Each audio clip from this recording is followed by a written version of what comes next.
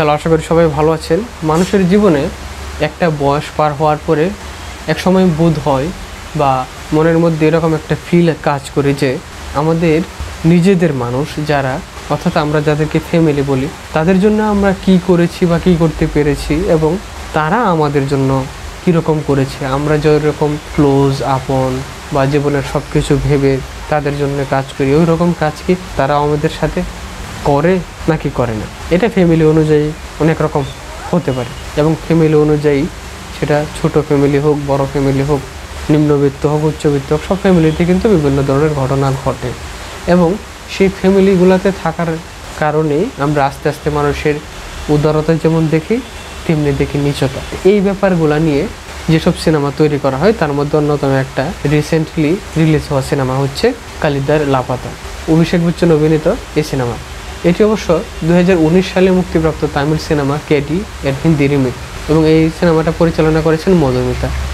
এই সিনেমার ব্যাপার হচ্ছে যে অভিষেক বচ্চন একজন মিডল এজড লোক এবং একজন মানসিকভাবে অসুস্থ, যার অবস্থা অনেকটা হ্যালুসিনেশনের মতন, যেগুলা সামনে বাস্তবিক পক্ষে নাই, কিন্তু মাথায় এরকমভাবে কাজ করছে মেমোরিগুলো যে মনে হচ্ছে না সামনে এগুলো আছে, অথবা যেগুলো আছে সেগুলোর দিকে নজর নাই, এরকম একটা মিডল ইস্ট লোক। তাকে যখন তার ফ্যামিলির লোকজন কাশিতে রেখে চলে আসে এবং সে আস্তে আস্তে, সে এরকম না যে একেবারে উন্মাদ, মেমোরি লস, এরকম না। তার মেমোরি মাঝে মধ্যে বিভিন্ন ঝামেলা করে, যে কারণে তার শারীরিকভাবেও প্রবলেম হয়, কিন্তু বেশিরভাগ সময় কিন্তু সে সুস্থ এবং স্বাভাবিক। তো ওই অবস্থায় সে এখানে যখন আসে, অর্থাৎ কাশিতে আসে এবং পরবর্তীতে তার ফ্যামিলি তাকে ছেড়ে চলে যায় এবং তাকে আবার খোঁজার চেষ্টা করে এবং সে আবার ফেরত আসে, কিন্তু তার মাঝে তার মধ্যে কি কি চেঞ্জ হয় এই ব্যাপারগুলো নিয়ে। যেমন ধরেন আমি কয়েকটা এক্সাম্পল দিয়ে বলি, যে এরকম অভিষেক বচ্চন এক সময় বুঝতে পারে যে তার জীবনের বেশিরভাগ সময়ই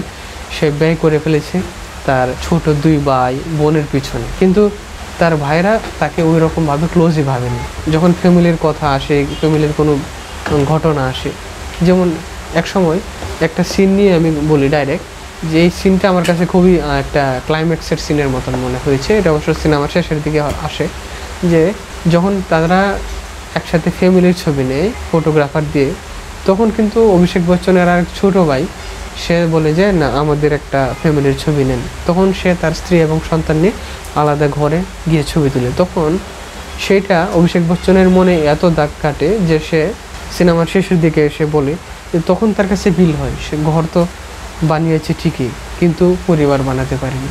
যে এইরকম একটা গভীর বোধ কাজ করে যেসব সিনেমাতে, এরকম একটা সিনেমার ফিল বা ওই রকম ব্যাপারগুলো নিয়ে কাজ করে মানুষের মনের মধ্যে। এরকম একটা সিনেমা হচ্ছে কালিদার লাপাতা, যে হারিয়ে যায় এবং হারিয়ে যাওয়ার ফলে সে নিজেকে আবার নতুনভাবে ফিরে পায় এবং তখন সে আস্তে আস্তে নিজের যে মনোবাসনা ছোটোখাটো যেগুলো চাইলেই পূরণ করা যায়, যে আকাঙ্ক্ষা বাসনাগুলো, সেগুলোর দিকে সে মনোযোগ দেয়, যে না, বাকি জীবন নিজের আকাঙ্ক্ষা নিয়ে বাঁচার জন্য।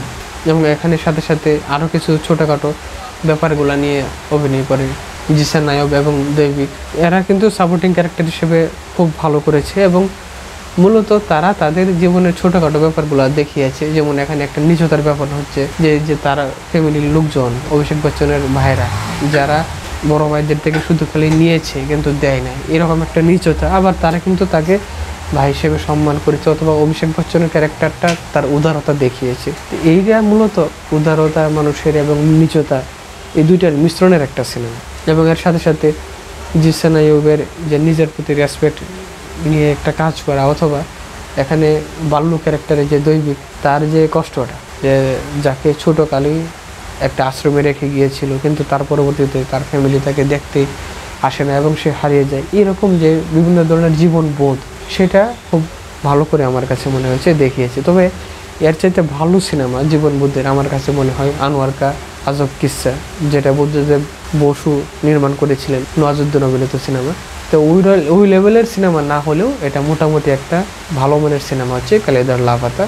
এবং এর সাথে সাথে এটার কালার গ্রেডিং, বিজিএম এবং গানগুলো যেগুলো রয়েছে ব্যাকগ্রাউন্ড হিসেবে, সেগুলো সব মিলে ভালো। তবে নেগেটিভ সাইড হিসেবে আমি বলবো যে এটার যে ঘটনার প্রবাহটা, আস্তে আস্তে ঘটনা যেমনি কাহিনীটা এগিয়ে নিয়ে যায়, সেই হিসাবে সিনেমার শুরুটা মোটামুটি খুব সুন্দর করে আগাচ্ছিল এবং মাঝখানে এসে মনে হয়েছে না এটা খুব স্লো হয়ে গিয়েছে, এবং আবার কতক্ষণ পরে অবশ্য মনে হয়েছে যে না আমার সিনেমা ঠিকঠাক চলেছে, এবং বলা যায় যে সিনেমার শুরু এবং শেষের যে ঘটনাগুলো প্রেক্ষাপটগুলো সেগুলো সবচেয়ে ভালো, এবং মাঝখানেরগুলোও ভালো, তবে এগুলো অনেকটা থমকে যাওয়ার মতন বা স্লো যাওয়ার মতন সিনেমা। তো সব মিলিয়ে বলবো যে ফ্যামিলি নিয়ে দেখার মতন এবং একবার দেখার মতন এটা একটা ভালো সিনেমা। আর এইরকম জীবনবোধ নিয়ে তৈরি করা সিনেমার মধ্যে যদি আপনারা আরও সিনেমা দেখতে চান তাহলে আমি বলবো যে বুদ্ধদেব বসুর সিনেমা আনোয়ার কা আজব কিস্সা অবশ্যই দেখতে পারেন, একটা ভালো সিনেমা। এই ছিল আমার কথা আজকে, তাহলে পর্যন্তই। আর সিনেমা নিয়ে নতুন নতুন তথ্য পেতে, আপডেট পেতে, রিভিউ পেতে আমাদের সাথে থাকুন। আজকে তাহলে পর্যন্তই, সবাইকে ধন্যবাদ।